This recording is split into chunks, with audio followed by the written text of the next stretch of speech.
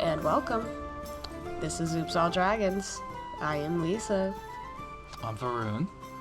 And, you clicked on the title of this podcast because you're like, what do these random people think of this? But, for an intro to who we are and what we do, this is a D&D podcast. I think we should start doing that. I think we should start, on episode 31. Yeah, we should start being like, welcome to Oops All Dragons. This is a D&D podcast where we don't play D&D, we just talk about D&D. Most of the time. And other tabletop stuff and nerd stuff. Yeah, okay, I don't that's know. who we I don't know. Maybe that's who we are. Let's That's what we brainstorm do. this on the episode. Yes. Is this not when people brainstorm this stuff? Listen, I know that I love it when people do this. Anyways, not the point. I'm Lissa, that's Varun, and yeah, there's a show that just came out that's very relevant to our collective interests, some more than others, and we want to talk about it. But before we get into it, Varun, what have you been up to? A couple things. So I ran initially what was going to be just a test RPG using the mecha hack system because I love me my giant robots, and I hate with a passion every single mecha tabletop RPG system I've ever seen because they're too fucking complicated. Like Lancer and I've seen like the Bubblegum Crisis one from way back when. I was like, they're just focusing on like the math and like how to make a mech or whatever, like a very simulation type of being a mech pilot on paper, which is not fun. Like, just me coming from all of the anime I've seen, from all the things I've built, like, that is the least fun thing about this. I can get some people liking maybe the wargaming aspect of it, but then just, like, do Warhammer or something. Yeah. Whereas the Mecha Hack system is extremely simple. It's the simplest one I like, and it follows the principle of Tamashi, which is something that the mecha franchises in general, or the mecha genre, I should say, focuses on since way back when with Mazinger Z and the original Gundam, of the pilot and the weapon working as one and becoming stronger. It goes back to the age of like the samurais and stuff in Japan, and it's a principle that I didn't know too much about until I did some research a few years ago, and that's really why I like mecha, and that's why I hate things like Lancer and all those things where you have to do all these calculations, and there's all these very specific scenarios on when things work and when things don't, and how these different robots work. And this one's like, do you want to pilot a Gundam? Cool, let's just make that and just roll some d20s to say success or fail on some things. Do you want to pilot an Evangelion? And we have a stat block around that. We can customize all the stuff pretty easily. It's based on the Black Hack system, but it's an even simpler version of that, where that uses 6 stats. This uses 4. The big thing is like the pilots and the mecha use the same stats. You can use the original world that comes with the book, but I flavored the RPG using the 1 Year War from the original Mobile Suit Gundam, and we had a blast. And we're all Gundam nerds, so that might go on and become a little bit of an ongoing thing, because there's only so much 1 Year War you could do, because it's literally just 1 year. But we're not gonna play for 1 year. We're gonna have like a couple more sessions and see how it goes, and then from there see if we get really wild with post 1 Year War Universal Century and go into a bunch of weird crap. But yeah. Mecha hack system. If you like mecha, you want to do your own Super Robot Wars, because it's not just Gundam. You can do Macross, you can do Super Robots, all sorts of stuff together, all in the same world. Highly recommend. And then playing Pokemon Arceus, very fun. It's kind of similar to Breath of the Wild, but with Pokemon. And no weapon degradation, so I like that. But yeah, also recommend that one. It's the first like refresh of the Pokemon formula they've had in a long time. Really like it. And then watching our subject today, Legend of Vox Machina. Yeah. which we will get into very soon. Yeah. But what about you, Lisa? I have been working. It really, like, it's every time. It just takes so much of my time. But I do have a lot of, You audiobook. I audiobook, so... You craft. I've been, I finished The Two Towers this week. Mm-hmm. I I had a brief conversation with one of my coworkers, and she was like, I loved The Hobbit. I read it a bunch of times, but I tried to read The Lord of the Rings, and it's so dense, and there's just not, like, a single female character, and, like, there's like, one per book. There's, like, yeah, I'm like, all right, fair enough, it's true, there are 3 named female characters in the entire series, 4 if you count Shelob. So, fair enough, but, I don't know. Despite that, I just try not to think about that too much, and I'm having a good time with it. Like, it's old as shit. Yeah, you can't really. Time. Yeah, you can't really expect that, like too much from Jolkin, Tolkien. So, I am just like enjoying it from the perspective of like how thorough the world building is, to the point where like there are whole sections where like so much gets said, and I'm gonna be honest, I barely absorb it. Because it is simultaneously like this little adventure story and also a history textbook. Yeah. Which, like, it is presented in such a way that it is enjoyable. I think there are derivatives of Tolkien that try to do the same thing, not as good.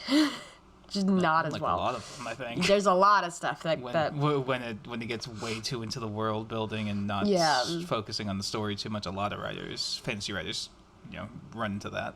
Yeah, they kind of lose the plot, and it's because I think Tolkien is a very specific kind of nerd about linguistics and like the what's the word for like the study of the history of words? Etymology?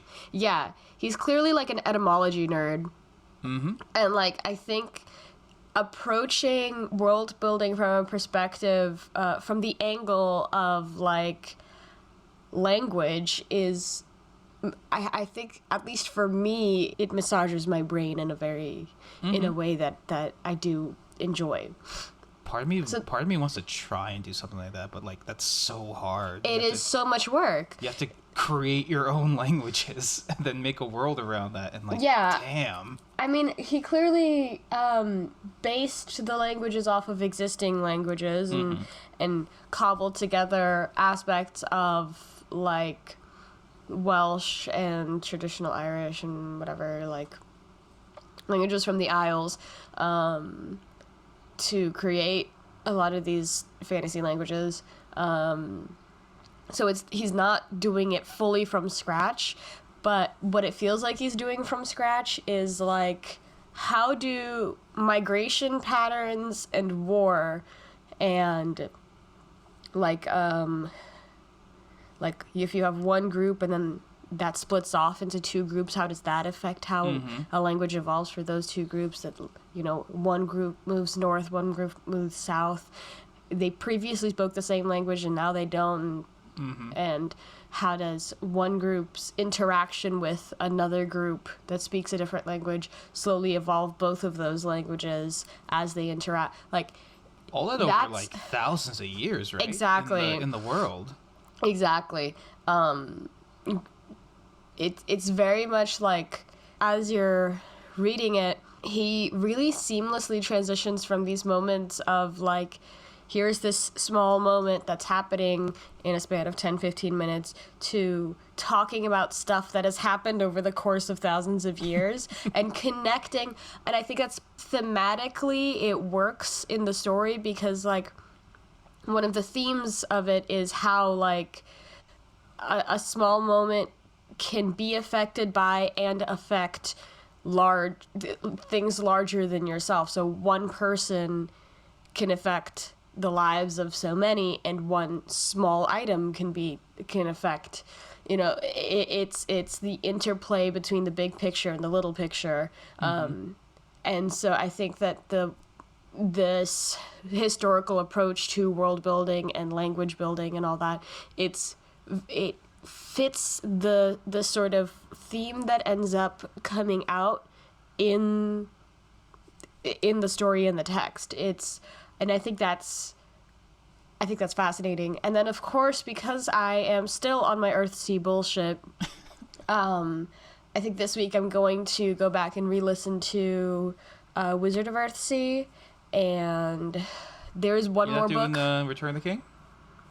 I am going to do Return of the King. I'm just waiting for that to actually clear, because when you're borrowing from Libby, you can't. It's not like immediately available. If somebody else is listening to it, you have to wait in line. So I'm in line for Return of the King. So and all of those are still narrated by Andy Serkis? Yes. Which is that definitely fantastic. Yeah, I think it's interesting that Two Towers, literally half of the book, like the first 50% of this 20-hour, the first 10 hours of this 20-hour audiobook, like Frodo and Sam are just not in it.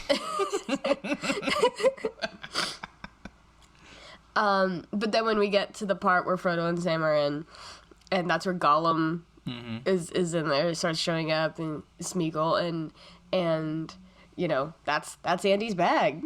He's in his bag. He just went back to that place.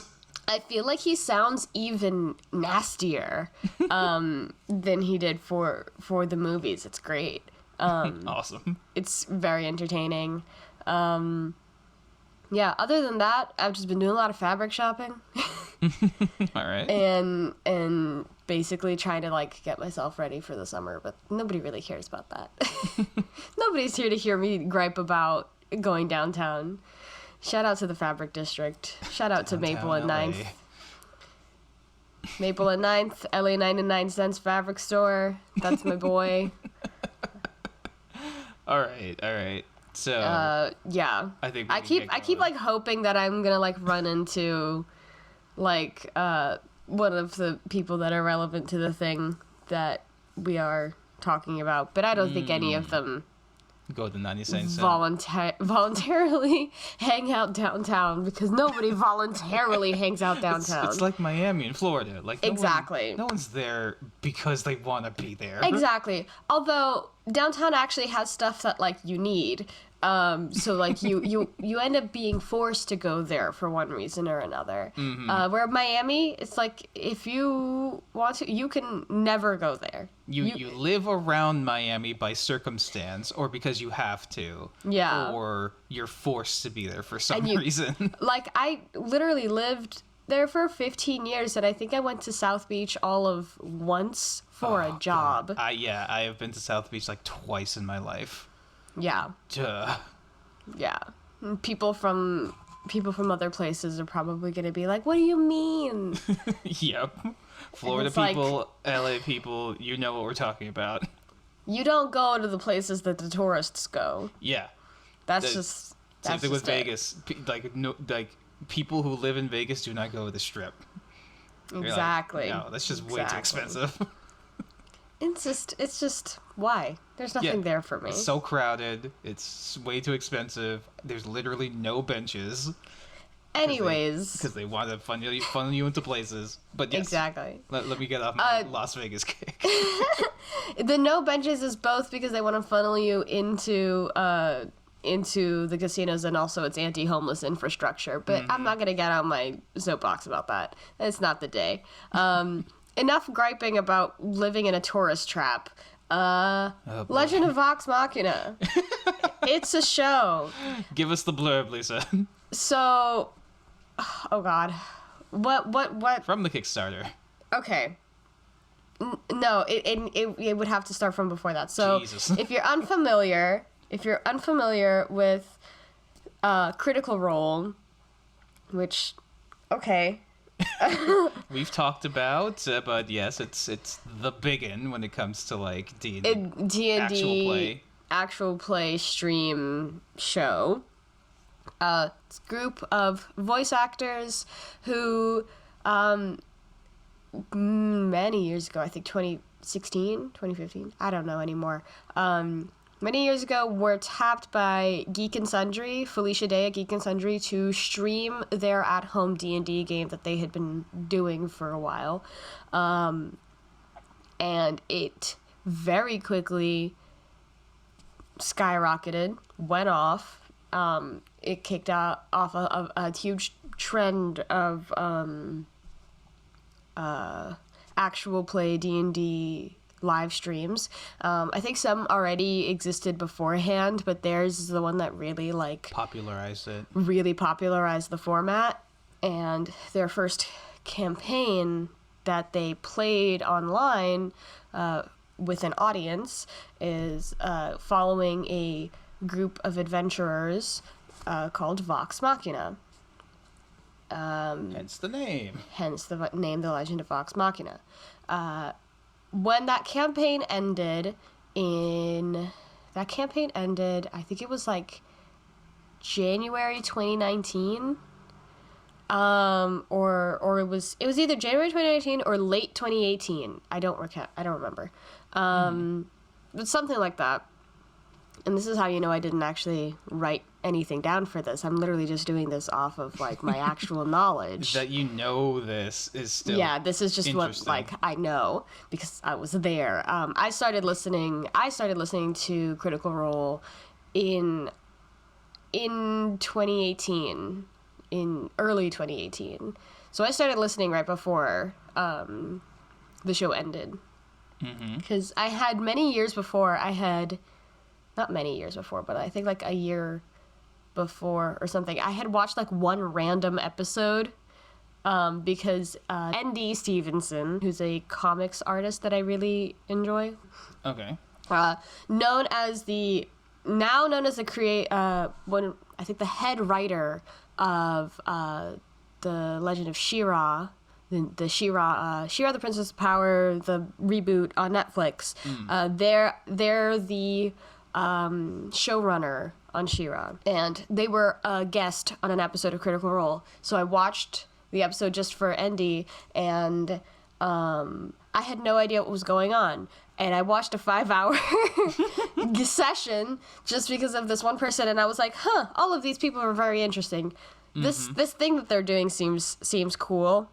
And then I didn't watch it anymore because I was confused and I had no idea what was going on because I had jumped in on I think it was episode, I don't know, it was in the it was in there. It was in in the middle of 40 or so episodes in.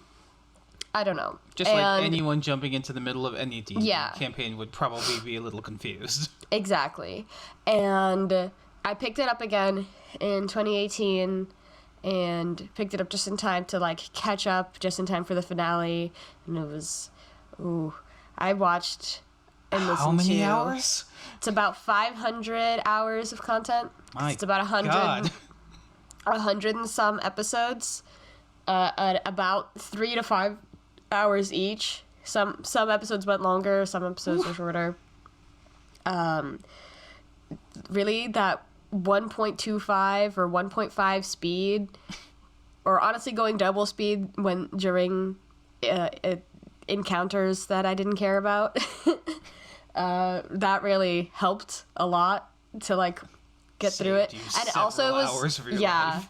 And it was also during a time where I was commuting 45 minutes to and from school, and I would have 2-hour breaks between classes. So instead of going home, I would sit in the quad and watch Critical Role.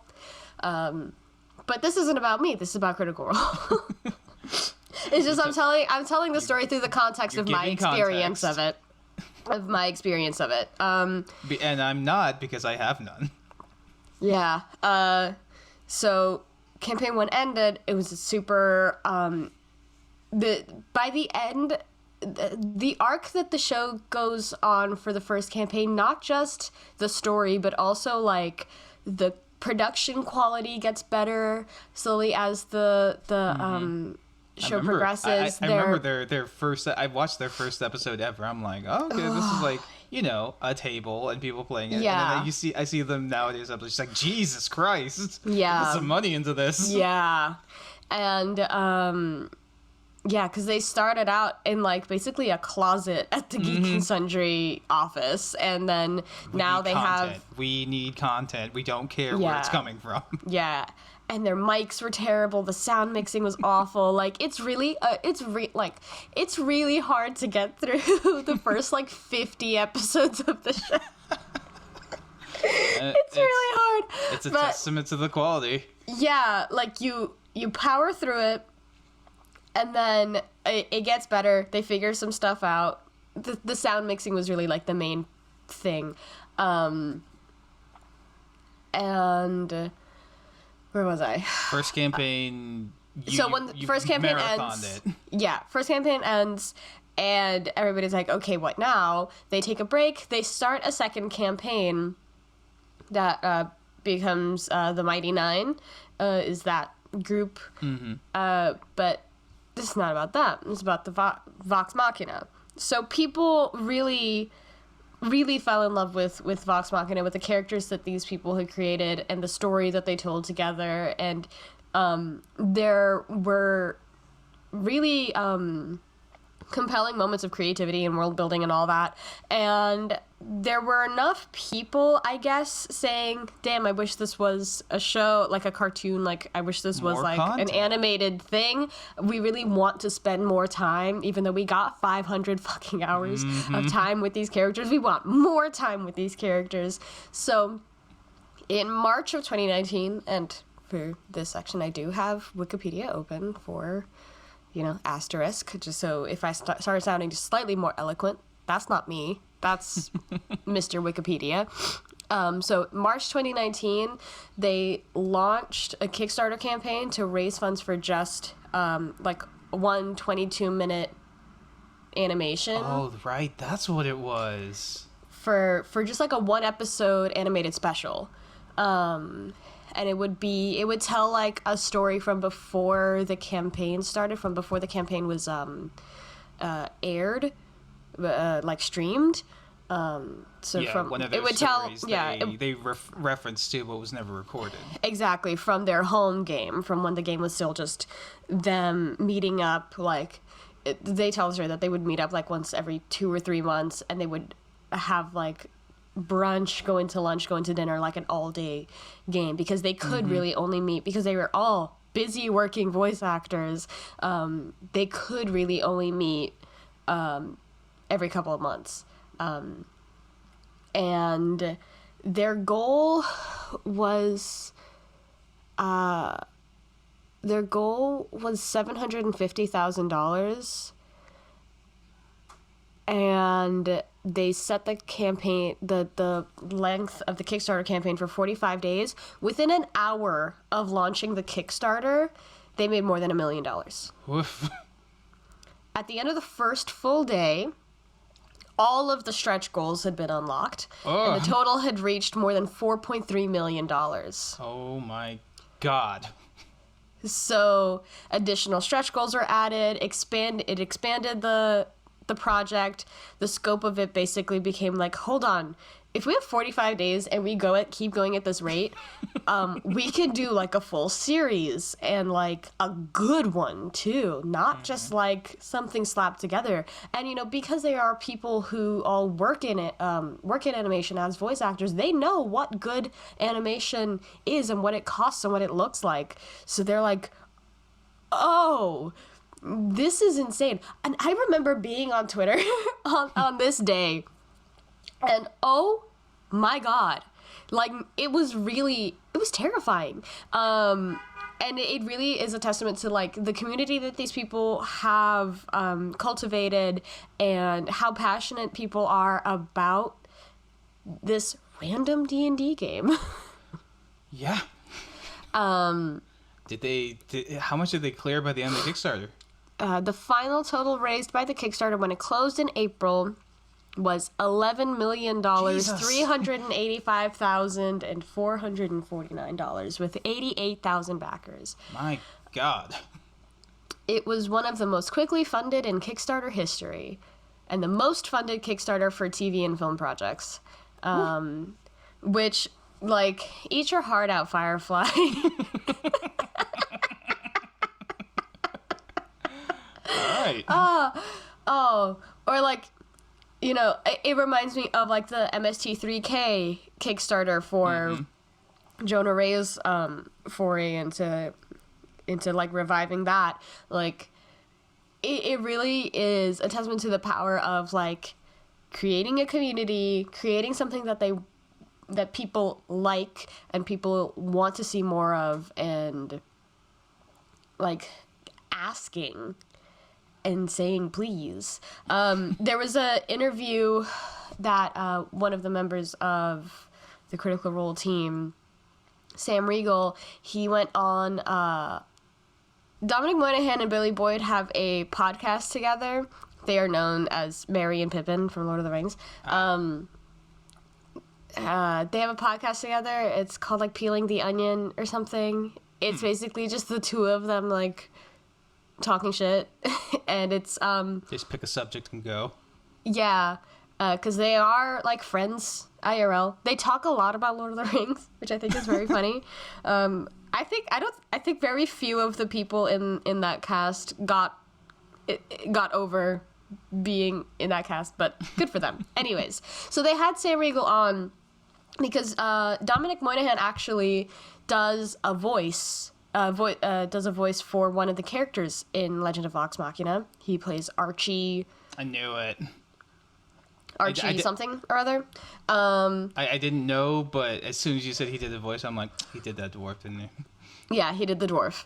And so they had Sam Riegel on, and Sam was telling a story of how, like, before they did the Kickstarter, they had actually tried to shop the concept around to different studios. They talked to, you know, Cartoon Network, Nickelodeon, Disney, basically, right? Disney? I know.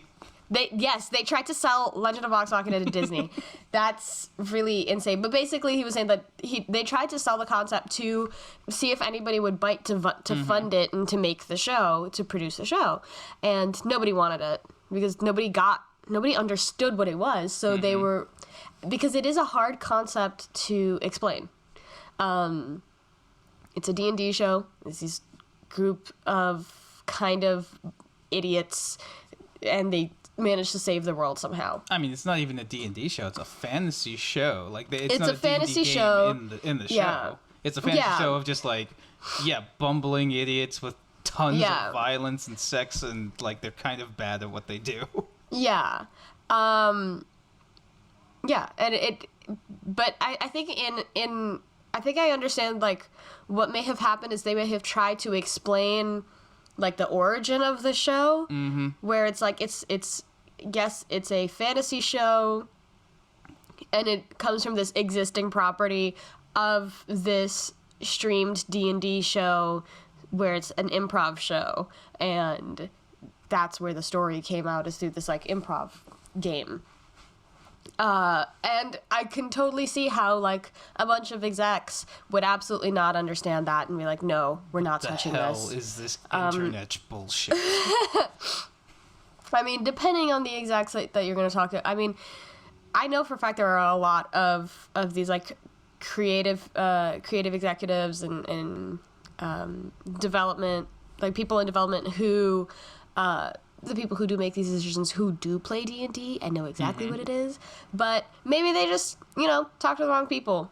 But that's neither here nor there. So the reason they started the Kickstarter is they wanted to fund themselves, you know, through their community, fund that 22-minute single special to put out, but also use that to shop, to like go back to use as a pilot.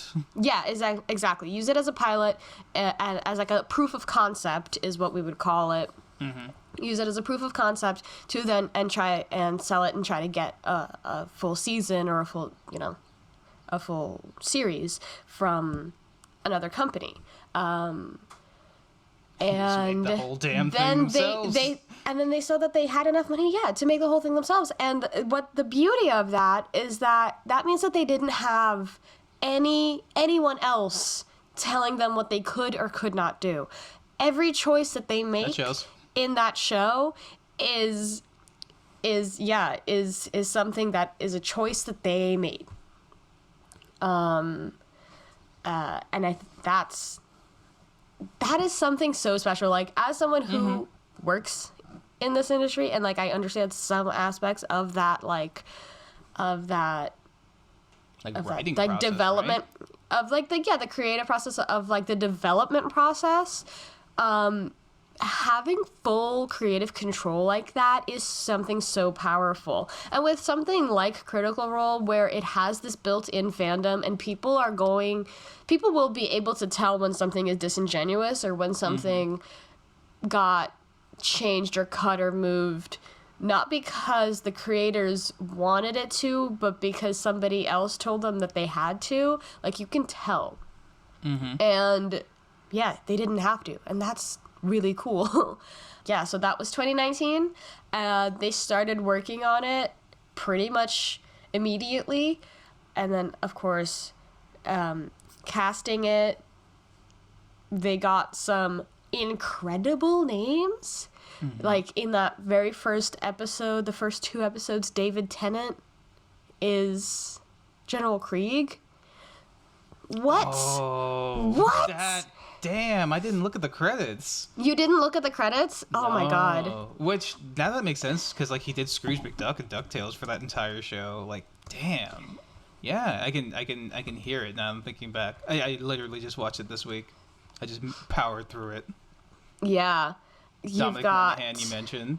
Yeah, you got Carrie Payton, who is another like prolific voice actor, and who has been actually a guest on Critical Role during their second campaign.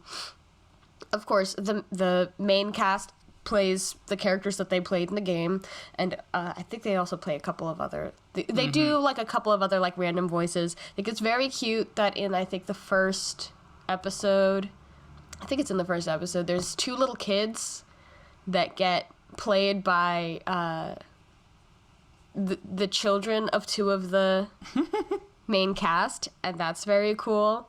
They get Stephanie Beatrice to be Lady Kima, who's like the Matt dwarf Mercer woman. does a bunch of the NPCs. Matt Mercer does a bunch of the NPCs, yeah. Non-party, players in this thing. Yeah.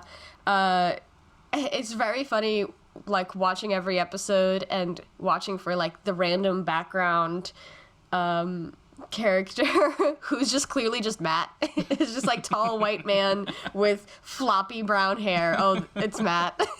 And I thought that was so clever. Gina Torres is Keeper Yenin once they get into Whitestone, that, like, holy woman that they meet in there that's played by Gina Torres, another, like, powerhouse. I'm, like, obsessed with her. Indira Varna, who I've met, sort of. I've had to hold her mask. She plays Lady Allura. You get Rory McCann, the Mountain from Game of Thrones, is Duke Vedmeyer. That's the one that the gnome invades his house. So that's the Mountain. Like, really, they get some. I think they, like, kept, based on, like, the interviews that I've heard and, like, the stuff that they've talked about and, like, what they've posted online, and during the development process, when they were, like, putting out their dream cast, they got a lot of the people that they were, like, just spitballing and half joking about wanting. That's so cool. That is so cool. And I think they put out a video right before the show came out. They put out a video introducing basically the whole cast, and all of these people who were not, like, immediately familiar with the show, like David Tennant and Stephanie Beatrice and Gina Torres. They talk about, like, why they said yes to working on this project, because, that's interesting. Like, why would somebody like this be interested in working on this random little thing, right? And they all say more or less the same thing, that like the story of how the show came to be, of like being funded by the fans, being like a literal passion project, not just a passion of the cast and the crew, but a passion of this community of tens of thousands of people, is something that is really like compelling. And yeah, and that's how we got this show, and they sold it to Amazon Prime, and it fits really well. I always had a inkling that it was going to end up being on Prime, because Twitch is owned by Prime, owned by Amazon, so it makes sense that this show that got big on Twitch would end up going on a Prime. Amazon. They got the money for it. Exactly. And when Amazon bought the show, they bought it already, and they already automatically basically gave them enough money to do season 2. Oh, wow. Because from the Kickstarter, they took that money to do the first season, and then basically Prime like matched it to get them a second season. Nice. The animation company. Yeah, I don't know if you want to keep going, but yes. You seem you could just go on and on about this. Yes, the production details of this. Yeah. Who did the animation? Because I think, was it like the same studio? It's Titmouse. It's Titmouse. Oh, okay, that's what I thought. Yeah. Titmouse is known for. It looked familiar. Frickin' Venture Brothers and a lot of the stuff. Yeah. Let's see. Hold on. What else would they be known for? Attack of the Show. Oh wow, they did Attack of the Show way back when. Yeah. Oh my god. It's not even an animation. There's show, another it's a new show. Yeah, there's a well, they probably did some like animation. I guess for the show. There's another show on Prime called Diabolical, which is a like The Boys thing. It's a boys spin-off. Yeah, that's Titmouse. There's another show on Amazon is Fairfax. That's another Titmouse show. They've done 2D animation sequences for WandaVision and Loki. Yeah. Star Trek Lower Decks, Animaniacs. Oh, yeah, jeez. They do everything. Yeah, they're working. They're working. Yeah, Big Mouth. Like, you've seen Titmouse's work. Like, even if you're not a person who really watches animation, you've seen Titmouse's work. If there's anything with some animation in it, you've probably seen it. There. Pretty much. And that's very cool. And they work out of, I think they work out of Burbank, probably. Okay. Oh, yeah. Their studio is, like, down the street from me. Cool. Oh, I'm just gonna go bang on their door. Let me in. Where's the Vox Machina season 2? So, it'll happen. I'm not worried about it. So Varun. You want to see it ahead of everyone else. Go knock on the door. No, it's more just like, let me in. Let me just sit here. I don't even want to watch it. I just want to sit here. Let me watch your process. Yeah, do you need some coffee or something? Do I need to go... Do you want me to go down the street and buy you a new, like... You need lunch. Pen nibs? Do you need lunch? Yeah. Do you need anything printed out? I can absolutely see you doing that. Literally. That's literally what my job is. Anyways, so, Varun, as a person who does not have all of this, like, history with the show... All this is news to me. What questions do you have? What's your reaction? What are your feelings? Okay. I told you right before we started, I have questions. You have questions. So, I don't know if I have answers. But I have questions and I have comments. Opinions. I have notes for every single episode. And I don't know if we're going to just go through every single episode. We'll probably just chunk them together because they're like little arcs. But yeah, we didn't expect this to go over 30 minutes and we're already at 40, so... You didn't. I'm like, Lisa's gonna go off, and yep, there she is. Well, I didn't know how much context I needed to give, okay? I don't know how much of this people already needed to know. You gave all of the context. Anyways, whatever. Okay. So I'm not going to apologize for liking things. no, it's cool. So before we get into like specific details just about the episodes, so was a couple questions. So the character Spoilers of ahead, I Pike, guess. I guess Spoilers for this many years old D&D campaign turned into a show. Yeah.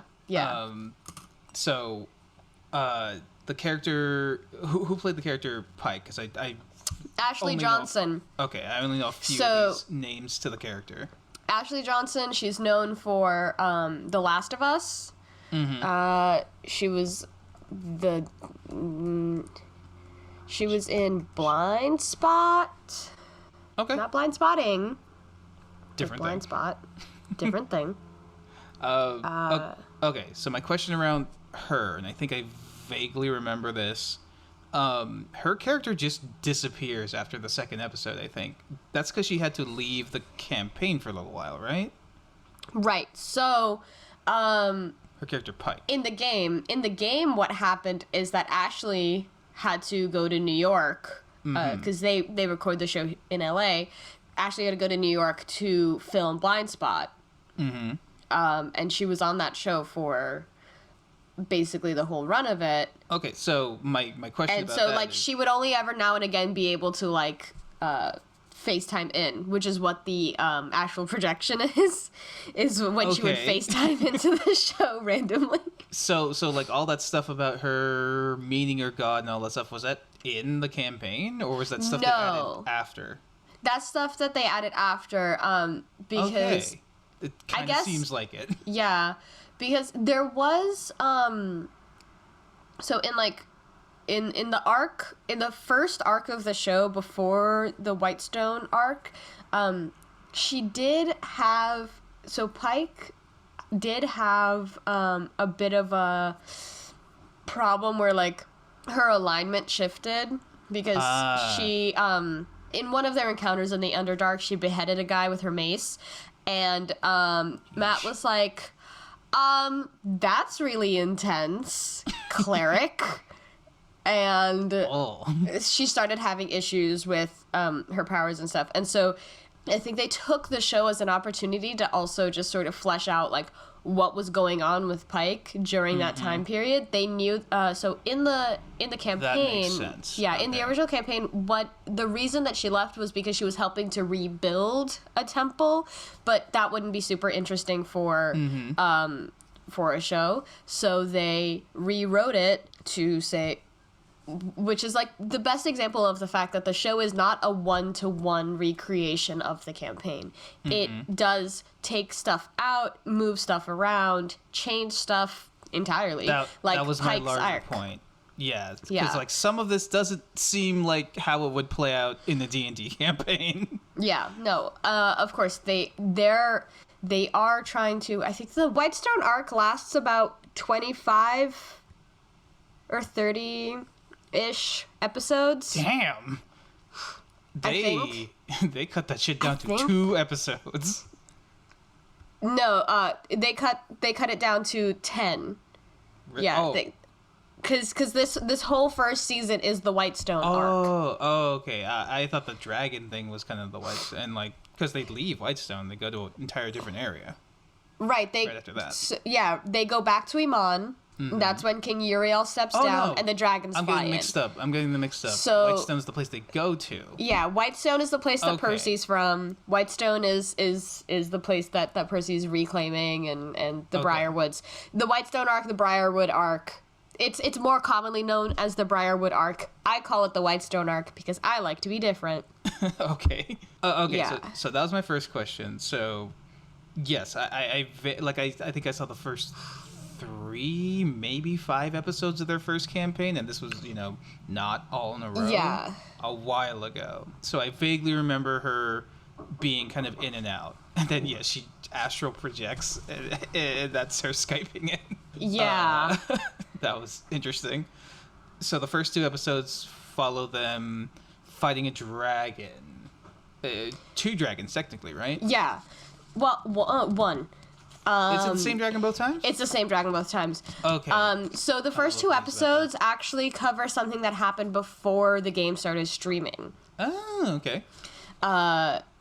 So so my main note for when they fought that dragon is like, okay, Matt is rolling a bunch of 6s for it to keep using his lightning breath like this that many times. Yeah, yeah. Again, it's for the drama. Yeah, I assume so. I assume the fight on paper didn't go exactly like this. Yeah. But yeah, my notes for episode 1, which is the one I think I have the most notes for, is just amazingly violent, because we see a whole bunch of other mercenaries just immediately get killed. Great voice acting. Duh. It's not afraid of graphic depictions of sex. Yeah. Also interesting. Scanlan is an a-hole. He goes through an arc, okay? He grows on you. At least where we're at, he is an a-hole. When I first, really, for the first, 50, 60 episodes of this show, and there are, I think, 115 episodes total. Mm-hmm. So for a good solid half of the show, I did not like Scanlan.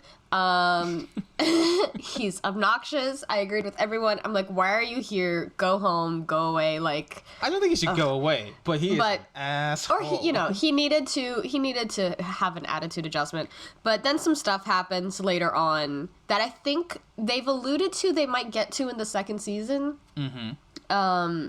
That he does go through some character growth, and there is a reason for him to be that way. Sure, I think that's kind of a thing with all the characters. They all have a reason the way that they are. They're not just crazy chaotic characters just for the sake of it. Other notes, I like Pike. She seems to be the only genuinely good character in this entire group. Pike is so good. I love Pike so much. Yeah. How much singing was there in the original campaign? Because there's a song every damn episode in the show. Sam is an incredible. So, Scanlan is played by Sam Riegel, and Sam is an absolutely incredible improviser. If this man's comedy chops, but also I think he has a theater background, and a lot of them have a theater background because of course they do. But Sam is really an incredible musician, and basically every time he would give inspiration or healing word, or he really would do a little 5-second parody of a song, okay, of an existing pop song or something to cast a spell, and it would almost always be something a little lewd, a little funny. That is very true to the character, that he really would be singing. Mm-hmm. He would actually do the thing that people are afraid of having to do when they play a bard, which is actually sing and improvise those little ditties. Okay. And then, did you just for the folks who haven't seen it, we get introduced to the Vox Machina in the most appropriate way possible in a bar fight. Mm-hmm. And then they are just essentially just hobos with nowhere to go. And then they get picked up by the Duke of Iman to go fight some big evil thing, because it's killing all their towns, and they're like, what the hell's going on? Yeah, they see this flyer, they go to the king, so it's King Uriel, and he's got this council. King, not Duke. Yeah. He's got this council, and they're all like, oh, there's this creature, we don't know what this is, and turns out it's a blue dragon. And turns out the blue dragon was on that council and was leading them off the path. That goes into the second episode. They fight the blue dragon. They fail miserably. They all almost die. Mm-hmm. But the village that they had been sent to protect was also all dragoned while they were trying to run away. Yeah, and being cowards and being terrible, yeah. That puts them on the revenge / okay, let's actually try to be heroes quest. Yeah. Yeah, and that goes straight into the second episode of David Tennant's character being the secret bad guy on the council, who is a dragon himself, and who the way that they fight him is very interesting. Of they didn't get a dragon slayer weapon because they didn't have the money for it. so they had to find a way to pin him down. And again, it would have been interesting to kind of see them play through this of like using spells and using the environment to pin him down so he can't fly, and then doing all this stuff to make him vulnerable, Smaug style, like hitting him in a certain spot and then going for the weak spot. All that really cool. I think that's the only time where we hear "I would like to rage." Yeah, which I know is a thing, right? Yeah, it's they tread a very I've been watching a lot of like reviews and reading tweets and stuff of people both who are familiar with the show and people who weren't familiar with Critical Role before reacting to the show. Mm-hmm. And it's interesting to see how they do tread the line of, you know, making it something that is accessible to people who haven't watched, who aren't familiar with Critical Role, and putting those things in there that reward that foreknowledge of like of that familiarity. Yeah, but and that's one of those things. But they don't overdo it. Like Rob doesn't say that every single time. Right. He's not a G.I. Joe. He's not a G.I. Joe. He doesn't have a catchphrase in the show. I don't think they're, other than Scanlan just doing Scanlan hand. Scanlan's hand, yeah. Because they can't say Big B's hand, because in the show, in Critical Role, he would go, Big B's hand! And, you know, they had to change it. Sure. Copyright. We get it. Yeah. And Wizards is cool, but not that cool. So that's the first like story, and all of that took with all the dragon and stuff. All that took place before they actually started Critical Role. Right, before they actually started streaming. So the most important thing, and this like ties into the last episode, is there's when they first enter Krieg's, like the dragon's lair, and one of them, I think it's Keyleth, goes up to this wall and a bunch of like dragon eyes show up on this wall. That is the that's the thing that like sets off the stuff that happens at the end of the season that presumably is what's going to be season 2, which is the Chroma Conclave arc, and I'm really excited because that's a really cool fucking arc. And I'm like hoping that they about One Piece.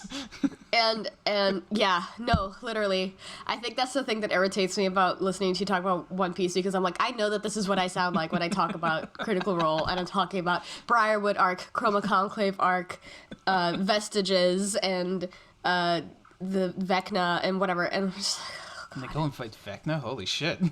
Yeah, that's the final arc is Vecna. Oh, goddamn. Well, yeah, Vecna's an old D&D character from, you know, an old D&D, like, Arch Lich or something like that from way back in the day. Yeah. That's bad times. Yeah. But, okay, so keep going. Breakneck pace here. So, episode 3, they're the heroes now. They're taken in by the king, and they're made part of the council, right? Honorary members of the council. Yeah. So they're kind of moving up in the world. They get a house. Yeah, they get their own keep, and then it's dark backstory time because we're getting flashes to Percy's dead family immediately. Oh yeah, you already know you're in for a good time when somebody walks through the door and one of your characters gets like that crazy anime going insane angle, fish-eyed, the wom. Exactly.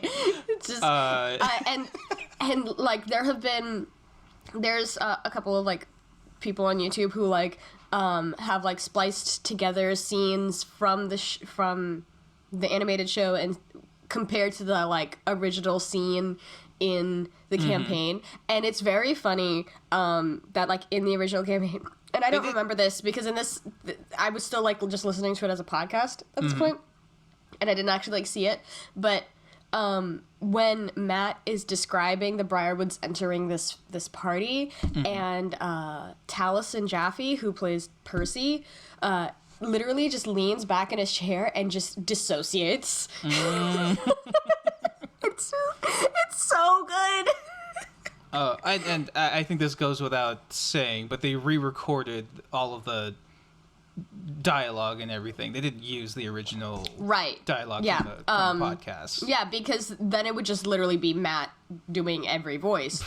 And obviously, all of these NPCs that had been Matt playing all of them, they hired people who fit the characters and did the voices. I know there were some he was definitely doing, but I'm like, okay, that is obviously a woman doing that woman's voice. Yeah. He's not that good.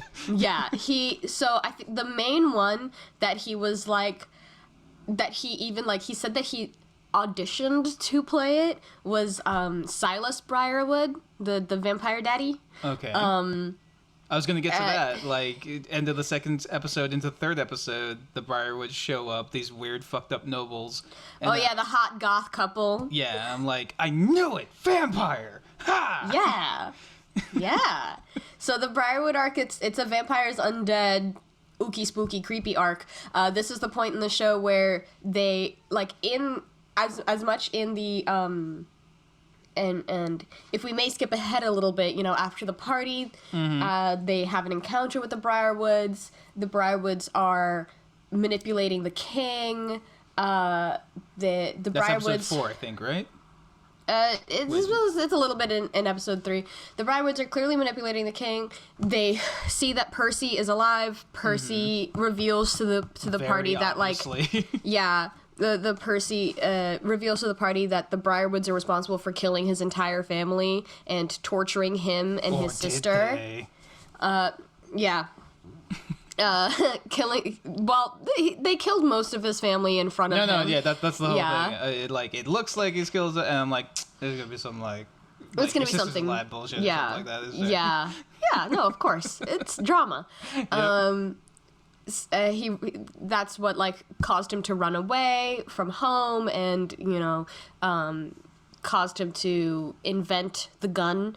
So in the world of Critical Role, Percy is the person who invented guns because a demon a demon got in him. Because a demon got into vengeance hearts. Yeah.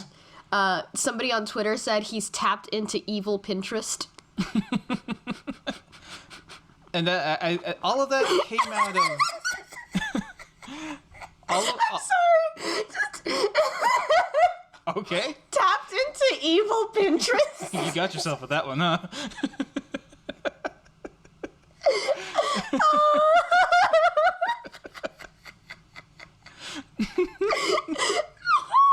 I really, like, I'm really trying to, like, this is me containing myself because, like, Percy's my favorite. I love a fucked up little white-haired anime boy. I just love I love a fucked up little boy. And he's just so... because, like, and in the show, I think the show does a great job of showing this throughout the season. And in the stream, it was also this of, like, it was Percy and Vax, who's one of the half elves, is the twin.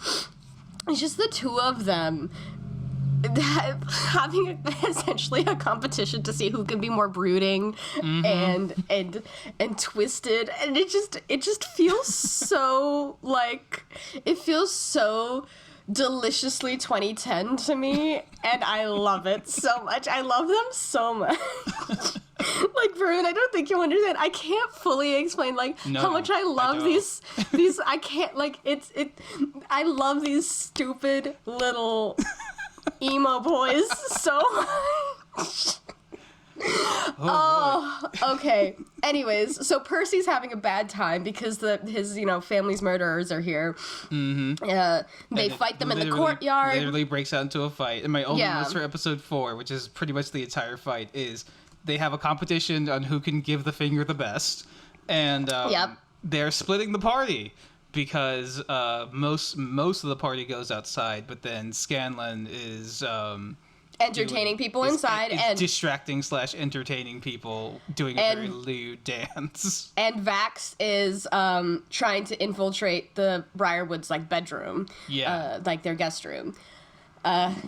He gets caught by them. He has a little bit of a bisexual panic. We love it. We love that for him. In the game, it was also that scene was also very good. In the game, when Vax enters the room, the Briarwoods are already in there. So that's fun. So they changed that a little bit so that he gets in there, he finds the book, and then the Briarwoods come in. Yeah. And then we get the iconic, so they fight in the courtyard. We get the reveal of Silas's blood demon sword. Blood drinking blade. Yeah, cursed sword. Obviously we cursed. get a taste. And then Homeboy just picks it up at the end. I'm like, oh no! Yeah. Oh yeah. Oh yeah. That's a whole arc. That's a whole like B plot. Is Grog and that fucking sword. So they fight. They get on the bad side of the king because the king's been dominated. Exactly. So now they all look like bad guys. And GTFO. Yeah, and Percy delivers the iconic "Your soul is forfeit" line to this terrified little like carriage driver. You start seeing him Because go crazy, anime dark. Oh yeah. Like he's really just in a different show, which is very accurate to the character. He's in like his own like film noir, like he's in his own like he's got his own bullshit going on. Mm-hmm. They get locked into their keep. Some very What did you think of the wraiths? The shadows. The shadows that come and attack them in the keep. So fucked up.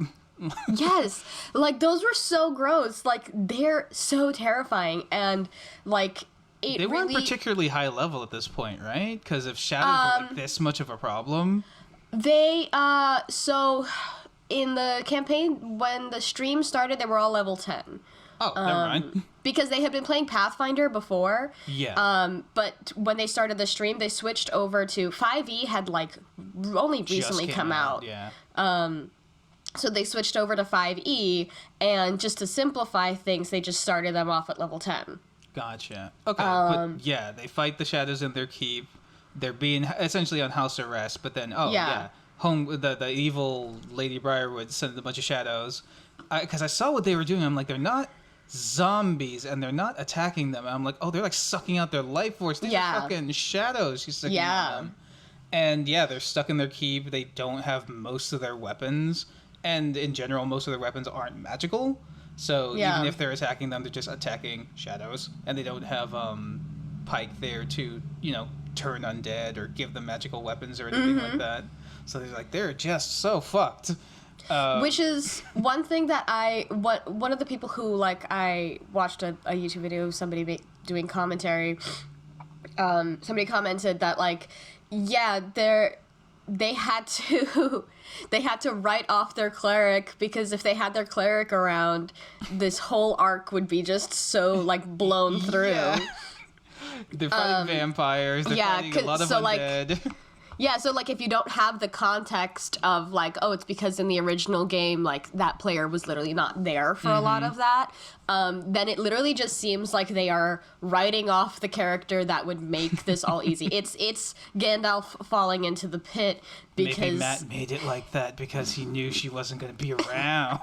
It was one of the things where that was when, so there was a whole joke that is ongoing, but some people say this not as a joke, that they are, especially in campaign 1, they insist that it was all pre-written, that it wasn't actually improv, that it was all actually scripted. So it's become kind of any other D&D campaign, but exactly. But there were people who were convinced that the show was scripted, and it wasn't actually you can improv see and it's all that. Obviously not.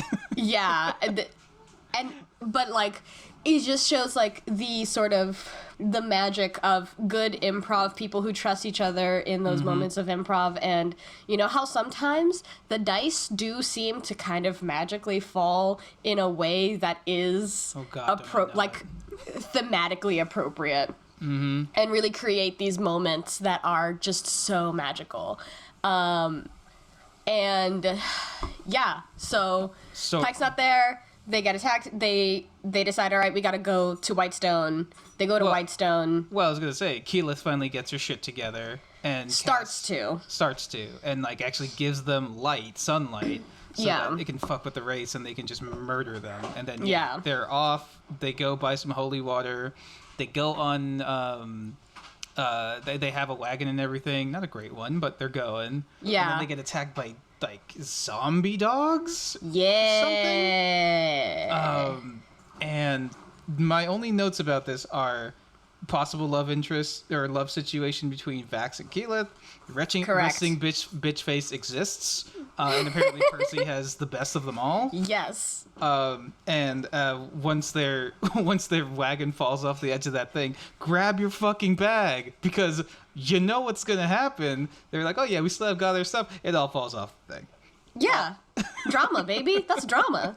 Yes. So things get off to an immediate bad start. And then the end of episode 4, where they finally walk into Whitestone and they see the Sun Tree, you know, as they're walking into Whitestone, and Percy's describing what Whitestone is like, and he talks about the Sun Tree, and then they walk in and they see these giant zombies. First of all, the town is desolate. Everybody's like, Percy, I'm sorry, but your town sucks. And then they walk up to the Sun Tree, and the Briarwoods have put up some decorations.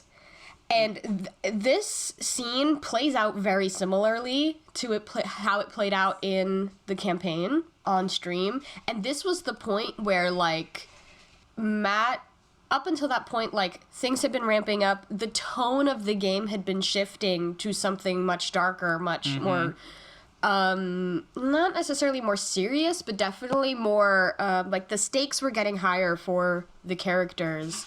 And, you know, there was a tonal shift in the game. And this was the point where, like, it was like, if you want to get out, you can, this is where you want to get off this train.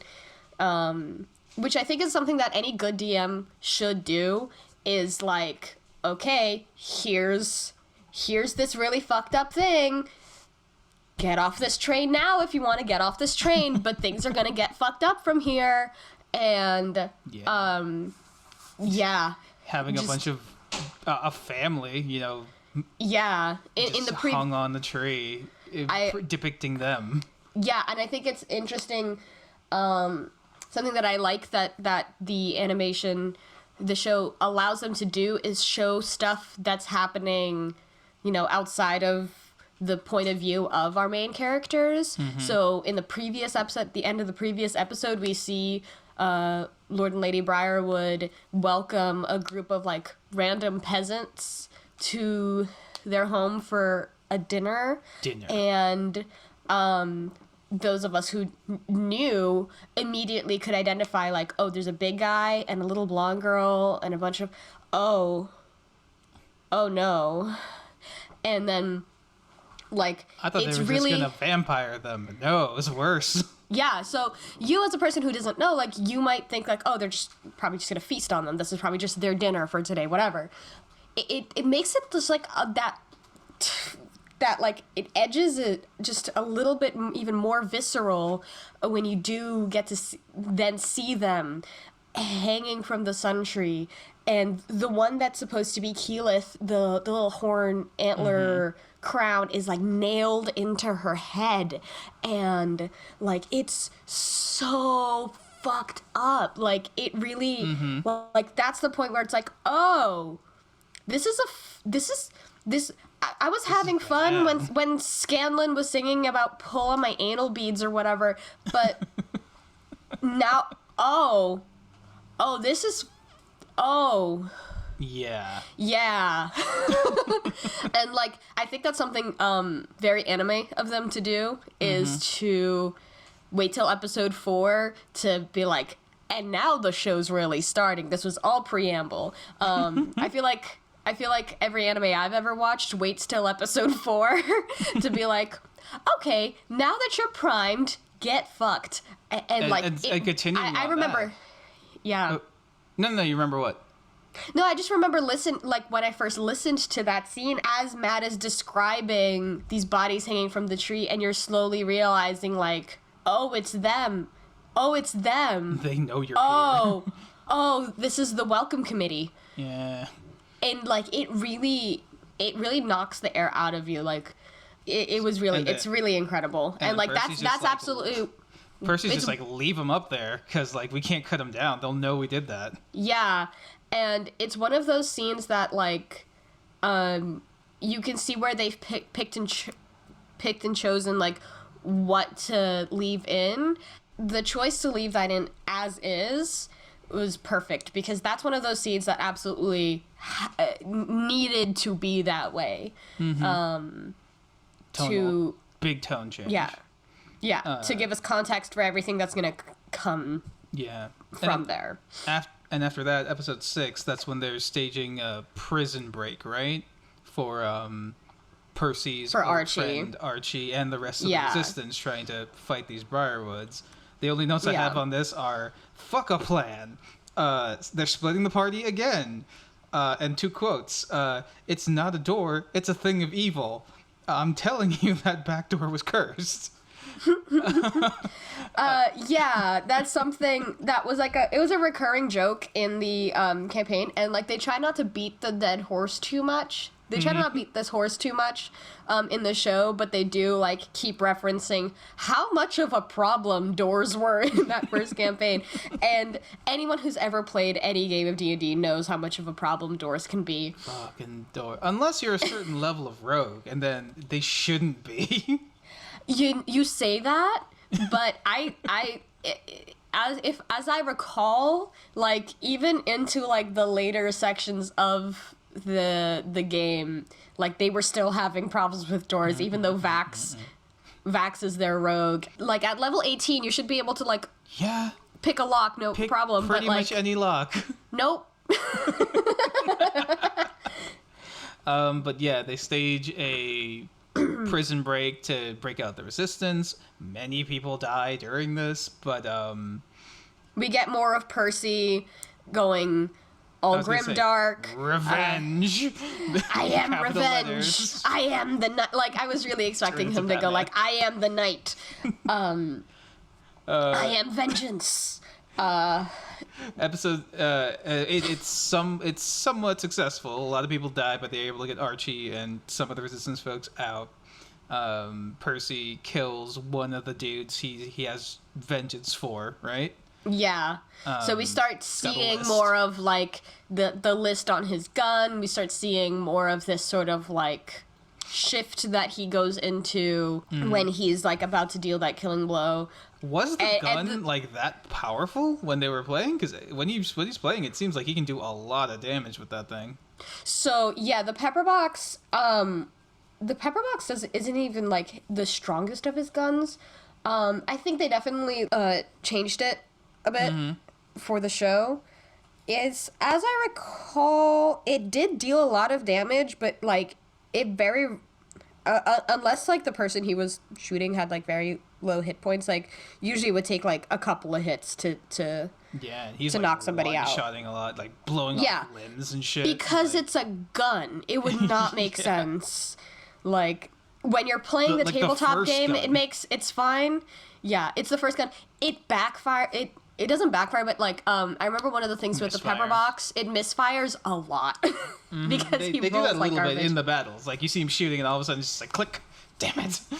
Yeah, and then like it takes him a round to fix it. So like whenever it misfires, he basically loses a round because he has to use his next round to fix it. Yeah, that's terrible action economy. This is before. Yeah. This is him just homebrewing like gun rules before Eberron and all that stuff came back, right? Yeah, because I think they were basically using, because Pathfinder has a gunslinger. Yeah. So I think they were just sort of Frankensteining the Pathfinder gunslinger rules into D&D 5e, and then also like the specific weapon, because it was like a cursed weapon, had like its own thing. If there's one thing that Matt and Taliesin are gonna do, it's homebrew a bunch of shit. I could see that. So episode 7, they keep on going. Yeah, it's more like setting up resistance. Scanlan just goes solo for like this whole episode of just like drinking random potions to be a distraction and just try not to die. Yeah, that was pretty cool. Yeah, and that is a scene that is also lifted out of an episode of the game where Scanlan does like, he's like, no, I can go do distractions. I'm annoying. That's my job. And they change the order around a little bit, and they make it potions in the show, but in the stream it's like he's like casting polymorph and stuff. Okay. I think if I recall, the only potion that he takes is the potion of fire breath. Potion of fire breath. Yeah, the fire breathing. He's caught, and then he just starts burning down the entire house. Yep. And he's like, oh, this works. Yeah. It's so good. Yeah, that was good. And then episode 8, in big letters, revenge, because now Percy's working through his list.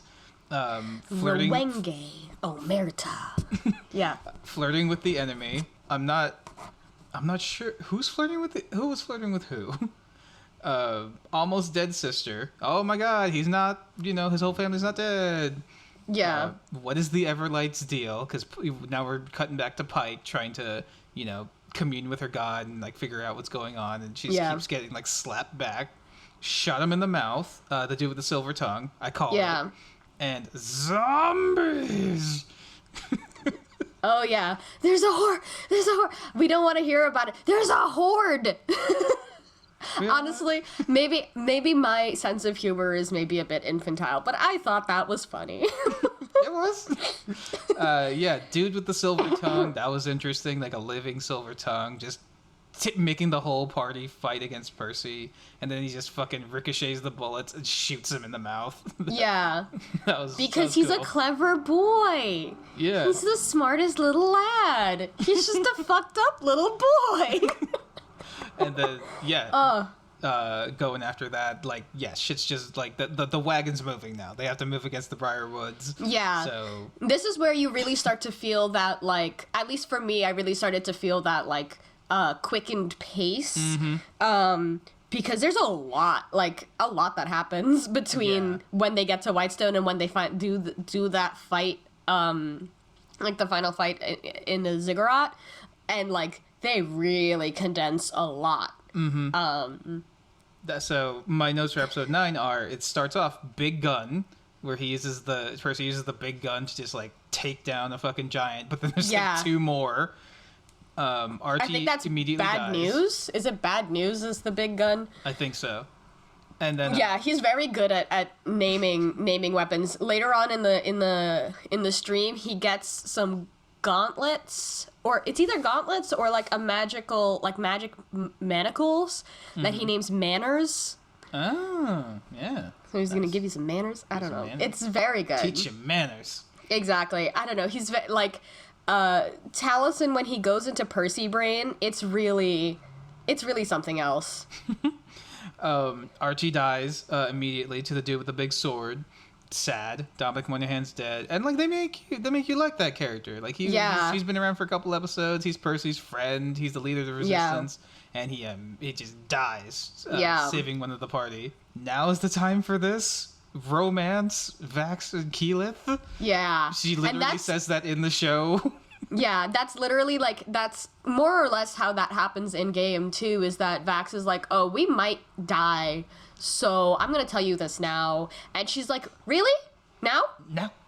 Now's the time for this? No. And at the end, I think it's like in episode 10, when they have like that brief discussion in front of the sentry after everything, and it's like sun and whatever, and she's like telling him like, hey, we got a lot of stuff to deal with right now. Like, no. He like in the show, like he walks away, but in the campaign, she's the one who walks away, because it's another like recurring joke where like Vax will like have this really serious, moody conversation with somebody, usually Vex, and at the end of it, he just goes, and I walk away. And so I'm like just going to walk away now. Yeah, it's usually more annoyingly like edgy than that. It's unnecessarily brooding. Yes, exactly. And that's why I love him. But then in that same episode, our girl Pike, she comes back as an astral being now made good with her god.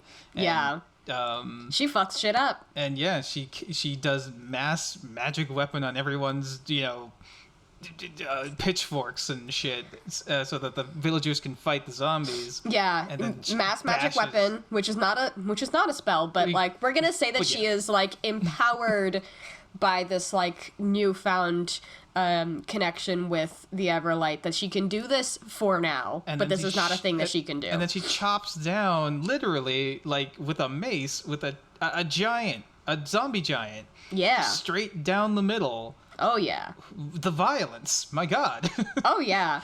Because she just got the green light from her god to be like, why do you think that you gotta be true to yourself? Yeah, why do you, like, you're the only one judging yourself, which I really like Pike's arc, because I feel like they decided on this sort of theme for the season of, like, reconciliation, where, like, you know, Percy's reconciling what happened to him and his family, and, like, not only, like, the actual tragedy itself, but also his revenge arc, and, like, how that affected him. And then, you know, Keyleth has this arc of, like, coming into her own power and accepting her own strength and being confident in herself. And then Pike has this arc of, like, accepting that there is not one correct way to be a person of faith, and there's not, like, one specific correct way of, like, representing her god. And you know, basically she needed to stop, like, judging herself, because, like, what the Everlight tells her is, like, no, the person who cut you off from me was yourself, because you started thinking that what you were doing was wrong. I have no problem with what you're doing, as long as what you're doing is true to yourself and you're doing good for people one way or another. So, like, go be with your friends. You don't have to sit here in the temple. That's not right. Like, why do you think being debaucherous and swearing and fighting, why do you think I have a problem with that? I don't have a problem with that. You have a problem with that. I'm a god. I don't care. I have other shit to deal with. Exactly. She's so, and I think that's really cool that we see, like, 3 different versions of a very similar, you know, self-acceptance growth arc that are all very different, but, like, thematically kind of, they are thematically similar, but are also different. I think from a writing perspective, that's really interesting how they did that. And then you have the other characters, kind of like Grog and Scanlan, who don't really have to reconcile with it. They're pretty good with who they are. Oh, yeah. Scanlan eventually goes through a bit of a crisis, but that's for probably a later season. Sure. But on to episode 10. Percy's getting even darker. The zipper twat. The zipper twat. Sister betrayal, because of course. Of course. Acid bath, bad. And then naked Grog, just diving into the acid. Holy shit. Oh, yeah. Oh, yeah. Yeah, the party's getting down into the depths. They leave the villagers with their magical weapons to take out the horde of zombies. So they're gonna go fight the Briarwoods, and evil sister, or is she, leaves them in a big acid trap. But then it's Percy, Grog having to dive into the acid, and then one other NPC they picked up, who I don't know, you tell me, might become a bigger thing later on, who used to be one of the bad guys. They all have to hit a switch all at the same time. Yeah, Dr. Ripley. Yeah, to drain the acid and not get absolutely disintegrated. Souped. Soup Machina.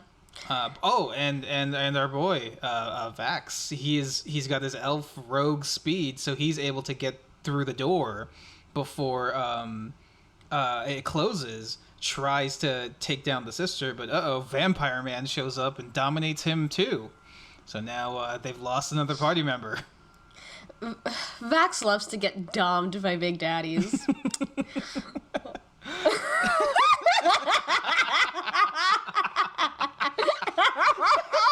Okay.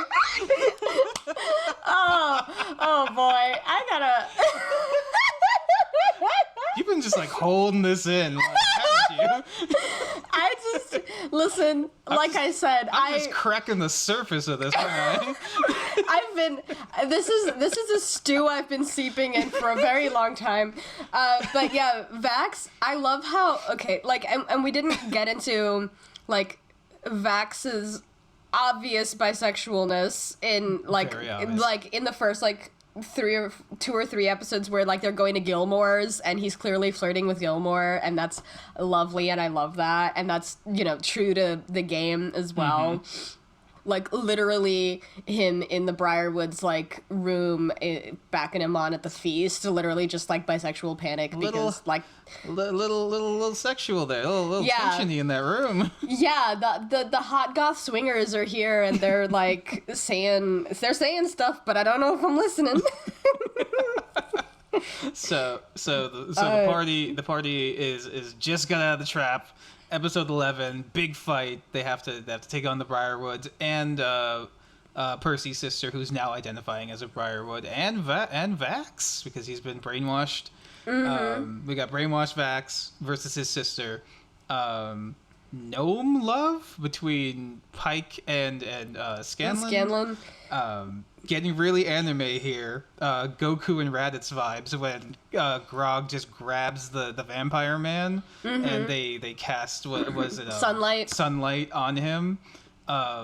It's literally like, I can take it. Shoot him. Keyleth is dead? Question mark? Oh yeah. And then spinning orb, because the fight goes. The party gets split up into a bunch of groups. Percy's fighting his sister, who we start to realize has been dominated for like years at this point.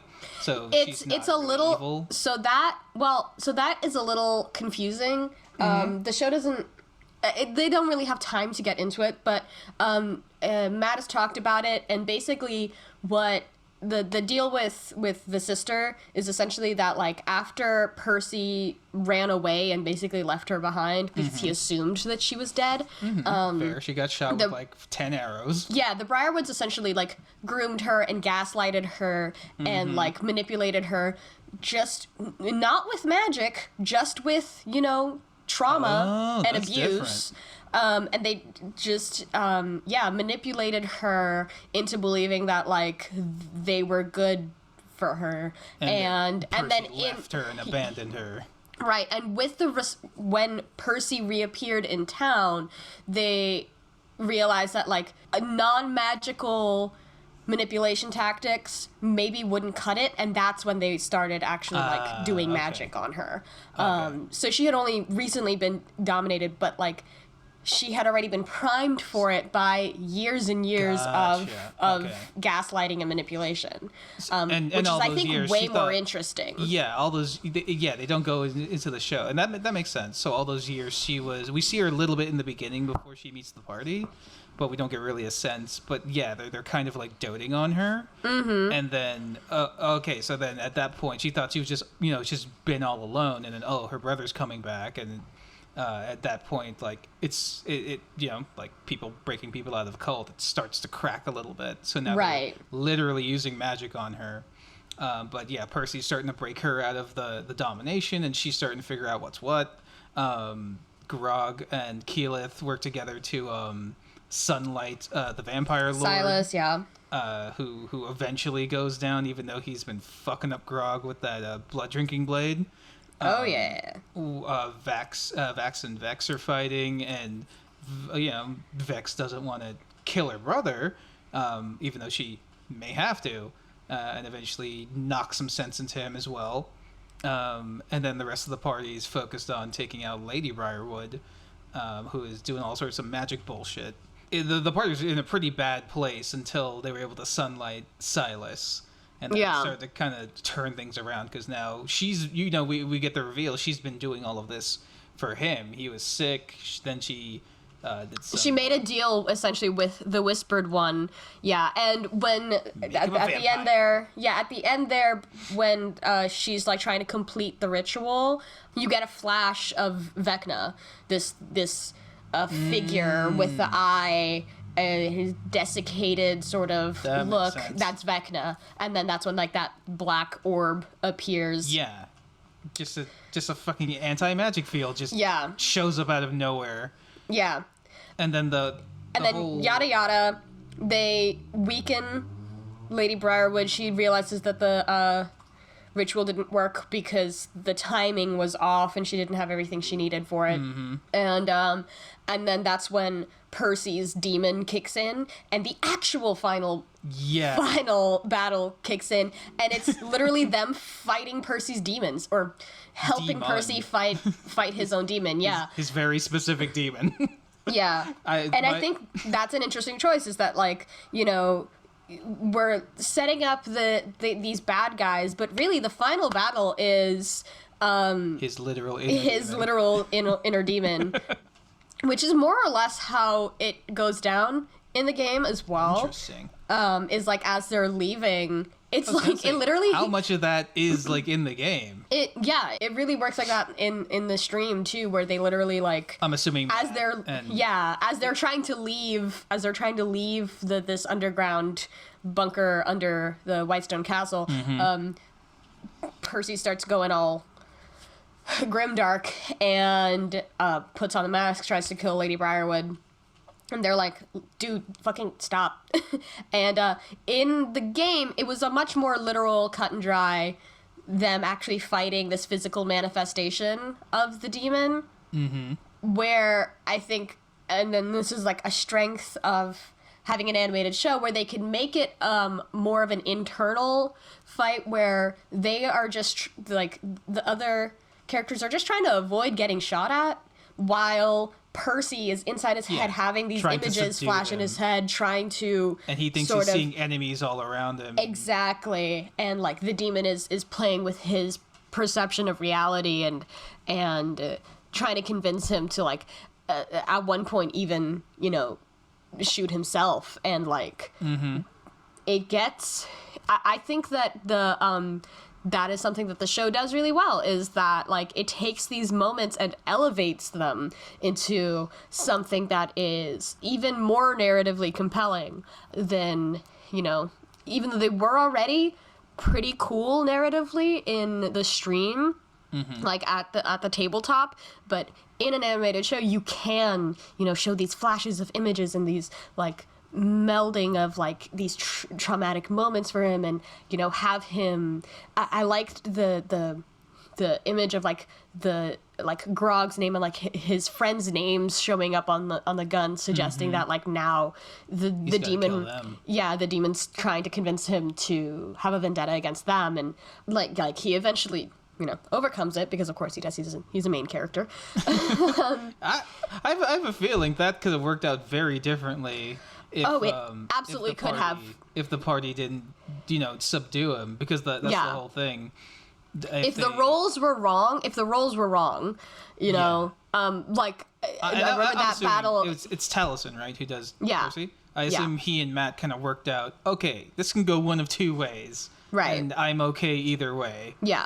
They are all very understanding that, like, character death is a thing that can happen, and, like, they're prepared for it. Like, they'll be emotional about it, but they are, like, prepared to move on from it.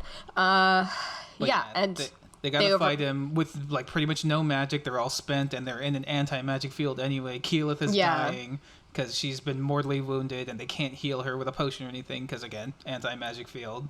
So they're like, let's get the fuck out. Yeah. And he just wants to kill this lady, and it's demon time. Yeah. The name of the demon is Orthax? Okay. Something like that. Whatever. They overcome it. They exorcise Percy, and the person who actually gets the killing blow on Lady Briarwood is Cassandra, the sister.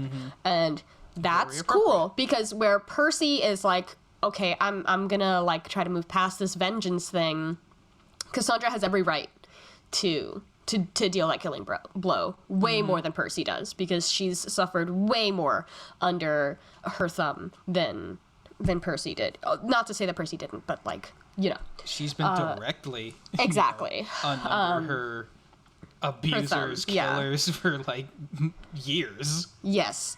So yeah, they get out of there.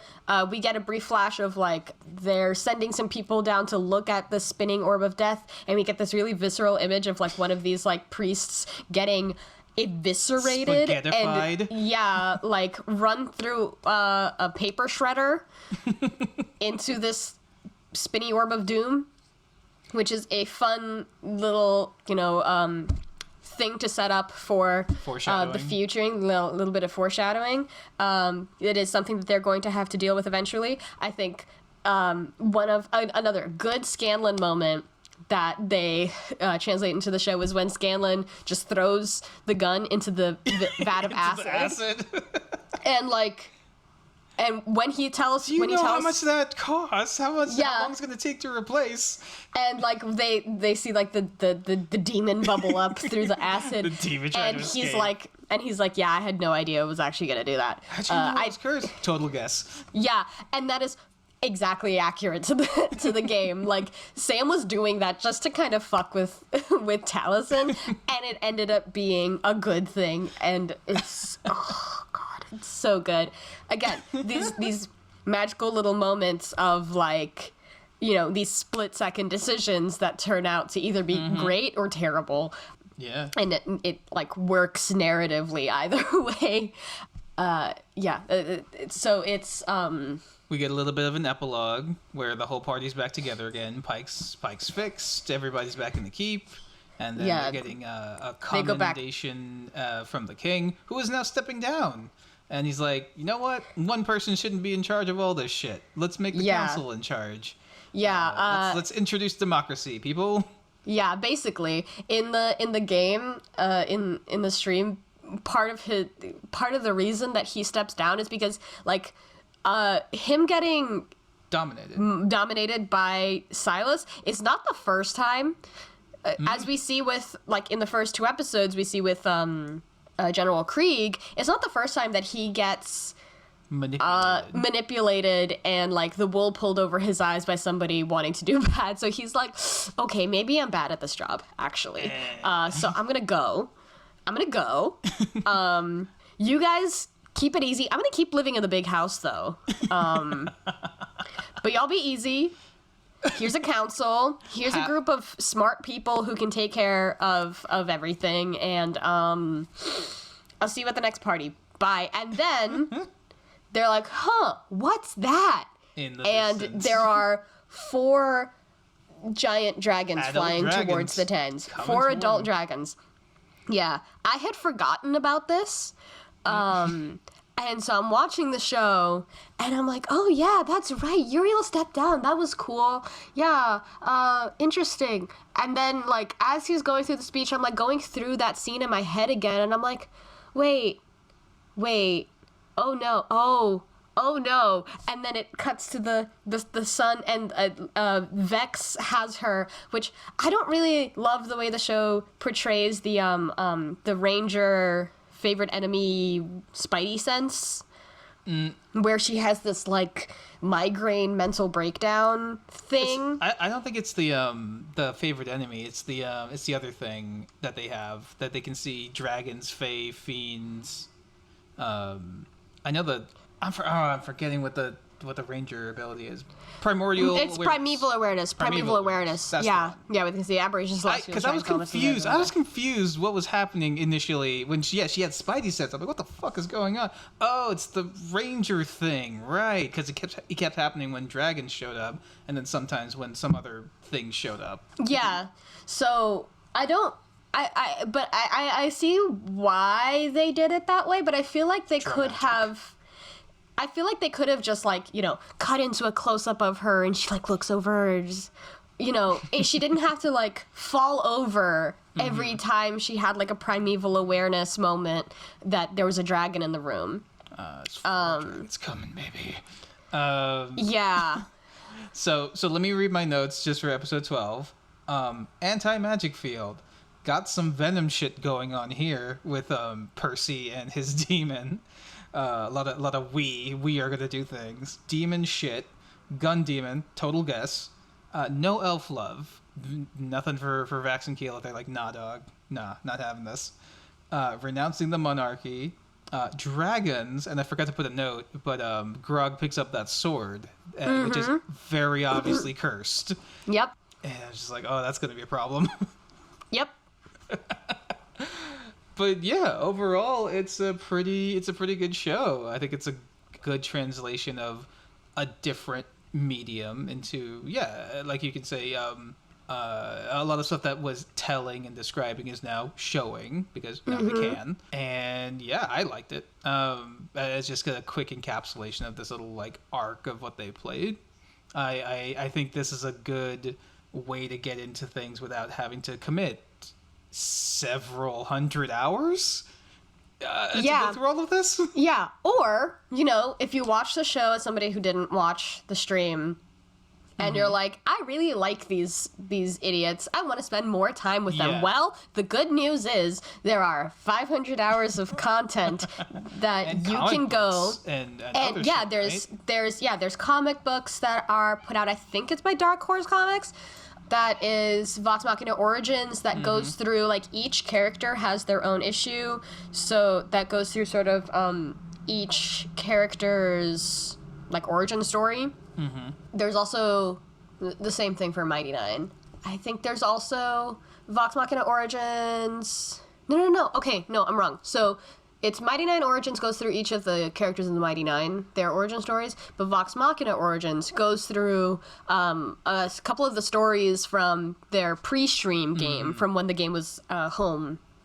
And then there's also a novel called Kith and Kin that's about Vax'ildan and Vex'ahlia, the half-elf twins, and their story. And there's an audiobook. I am waiting on that, so I will report back once I listen to it. Read by who?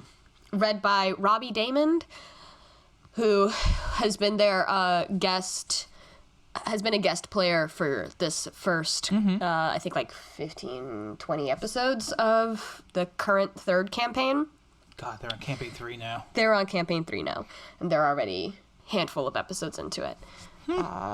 All this is in the same world?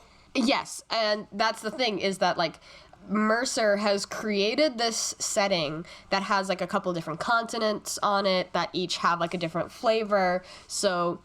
they're on the third campaign, and they still haven't really repeated a location. Wow. I think, like, third campaign would be the one of, like, okay, let's do a little nostalgia here. Yeah, I mean, Because, like, you they can't. have... It's been so long. Yeah, they have a little bit. I'm assuming these subsequent 14. campaigns take place after each other? Yes.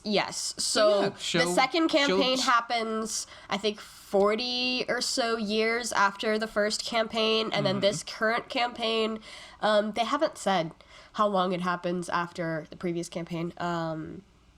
But like they've had a couple of one of the players, Travis, he's gone through 2 characters already because his first character died as a plot point.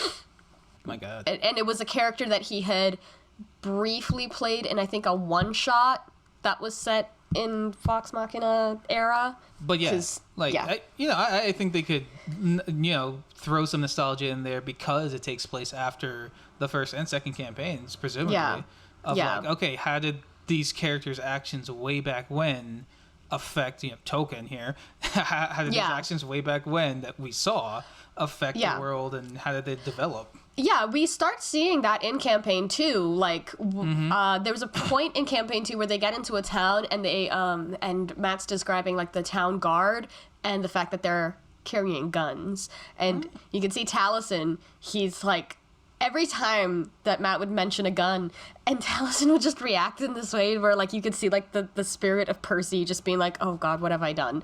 Because he is responsible for introducing guns to this world. Like, if he had decided to just be like, okay, no, I'll do something else, it wouldn't have. But, it is a thing. They do actively, like, acknowledge the effects of stuff that previously happened. Probably the big stuff, right? But we want to see, and this is like a Mass Effect thing, too. We want to see, like, what was the little things that we did that, how did they develop? Right. We saved this person, or we saved this town, or, this family, or whatever it was, and what happened to them. That's everything. Right. Yeah, I don't know if they've gotten... I can't really remember. I don't know if they've really gotten too much into that, but... there's definitely been stuff. There's 2 characters in the current campaign that, like, refer back to... they have frames of reference... points of reference to characters in Vox Machina. So one of the characters, she was from Whitestone. She's a hollow one, so she's kind of dead, but not dead. Oh. Yeah, so she lived in Whitestone like during the era of the Briarwoods. There's a slight implication that she might have been, like, there's a possibility that she might have been one of the people hanging from the tree. Woof. Yeah. And then one of the other characters, the character played by Liam O'Brien, who's the name of the character is Aurum, and he's from the Arashari, which is he basically, like, he is a subject of Keyleth. After she goes back and becomes the voice of the Tempest and, like, the leader of Good for the her. Ashari. Yeah, she does stop being annoying. I love Keyleth, but she's one of those characters that, like, she was very controversial during her time. People did not like her because she's kind of annoying because she has this, like, confidence issue, She's very down on herself. Yeah, and, like, she has the potential to be so powerful, but, like, she doesn't just because. Because she's scared, I guess. Yeah, because she lacks that confidence, and, like, people would get annoyed at her and, like, would simultaneously say she's OP, but also, like, say that she's useless. It was a weird time. There was also, like, it smacked of misogyny. It was a whole thing. Don't want to get into it. Okay. Yeah, there was discourse. Yeah. So, franchise is interesting. The show's pretty good so far, and that was my main question you already answered way back, of just, like, I really hope they do a season 2 to this, because, like, I want to see what happens. That's a big old cliffhanger to leave off on. Yeah. Yeah, and the Chroma Conclave arc, it goes places, and it's going to be really interesting to see how they condense that. I wonder if they might even do 12 episodes instead of 10. They did 12 episodes in this one. Oh, was it 12? Yeah. Why is it in my head as 10?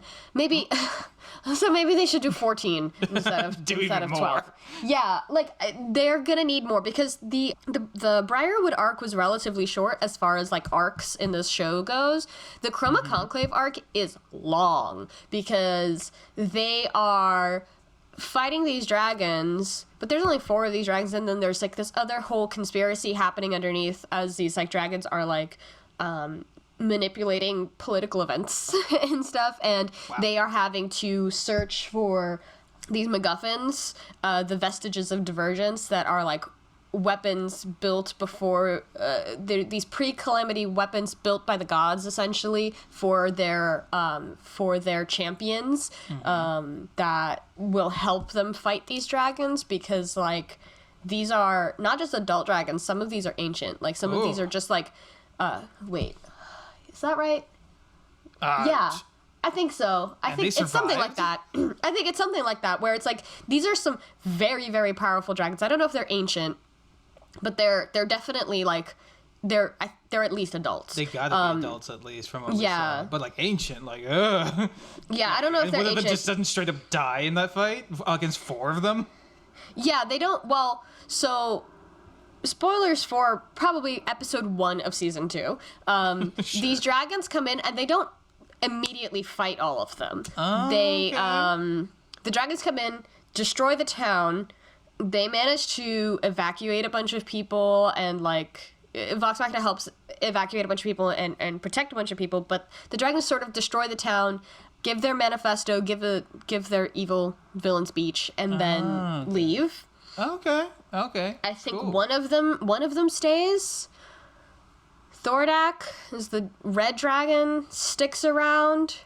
Yeah, I might have to go back and re-listen to it, because it's a very good. Oh, okay. Arc, The implication was, like, they're coming to where they are right there, but no, it's more like a Smog situation of, like, they're coming to raise the town. They come, they raise the town, and then they leave, and then they split up, and then the over the course of the arc, Vox Machina has to go in and, like, individually fight each dragon. Okay. In their own layers. Yeah. Okay. Cool. Yeah, they're not fighting 4 dragons at once. Like, that's insane. It's not impossible. It is just... Yeah. Oh, someone's gonna die in that battle. Yeah. So, Varun, you've said you liked it. You're excited for season 2. Yeah. As a person who was familiar with the name Critical Role but had never actually watched it, is this something that you would recommend for people to watch, even if they're not even into D&D? Yeah, I think so. Because it's fun, primarily, and then it's a different tone from a lot of other fantasy fare because of where it comes from. Yeah, it's got a lot of modern sensibilities in it, in that fantasy world, and I think it makes a good melding of all of that. Yeah, and it's a good little intro with a much lower bar of entry. So highly recommend. Thumbs up. Yes. That's good to hear. I am obviously biased. I was very excited for this to come out. And the first 2 or 3 episodes did make me a little nervous because at first I was like, oh, this, I don't know. I don't know about this. Adaptation wariness. Yeah, exactly. But by the end of the 4th episode, I was like, yes, let's go. This is going to be great. This is going to be a great time. And yeah, it, like, I will admit, I did not really like the animation style at first, but it grew on me. I got used to it. The combination of 2D and 3D, because like they do the dragons and a lot of like the creatures in that like 3D, in that 3D animation, and then the main characters they do in like a 2D style, and like the combination can sometimes be a little jarring, but you get used to it. And it's fine. Especially when it's like the zombies or the giants and stuff, they hide it with a lot of darkness. So like, exactly, it's not too bad. I think there was just like some of the parts in that like fight with the dragon in episode 2. That's where it gets a little jarring, seeing this really smooth 3D animation, and like the 2D animation is also very smooth, but inherently it's different. So like it can be a little bit weird. Looks a little janky in comparison. Yeah, but I didn't mind it too much. There are people who are like, oh, I hope in season 2 they make, they go full 2D, but it's like, do you know how, like, that's so difficult. That's a lot of work. Especially animated, like, Cuphead. Yeah, and like animating like really intricate stuff, like dragon hide. No, those dragons are going to be 3D. Like that's a pill you're gonna have to swallow. They got money. They don't have that much money. Yeah, and time. Like, and it's time more than money, and like time is money, but like, yeah, no, they don't have the time to do that. You can only throw so many animators at any, project at once. If it's 2D.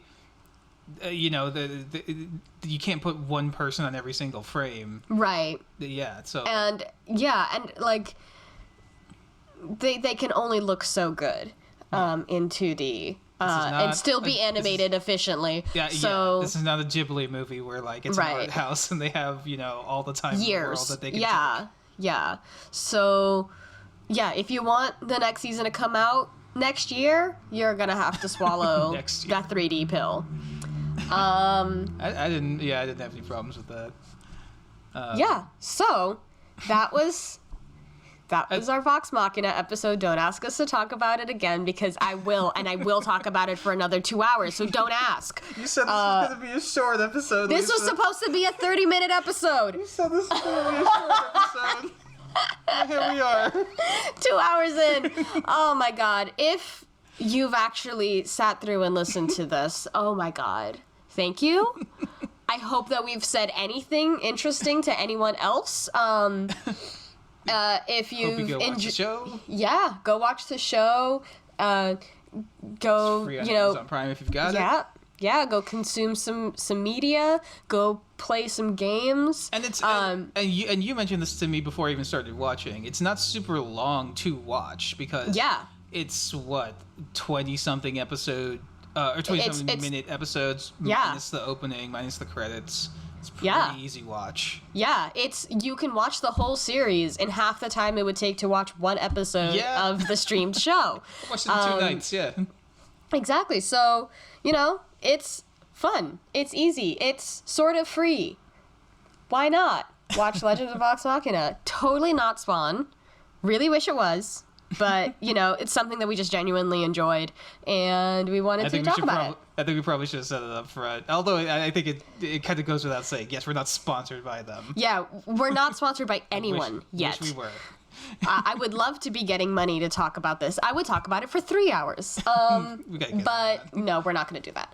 So I know that's it for us. Next episode, we don't do the entire history of the show. We just go into this season. Listen, nobody told me what... I was just giving the information that I thought, like, you know, what's relevant. I was like, where's a good stopping point? You just kept on going. This is how you know we're not professionals. We didn't talk about it beforehand. I had a little bit of an idea, but I didn't know, like, you had this much to say about it still. We've done an episode about this, Lissa. Whatever.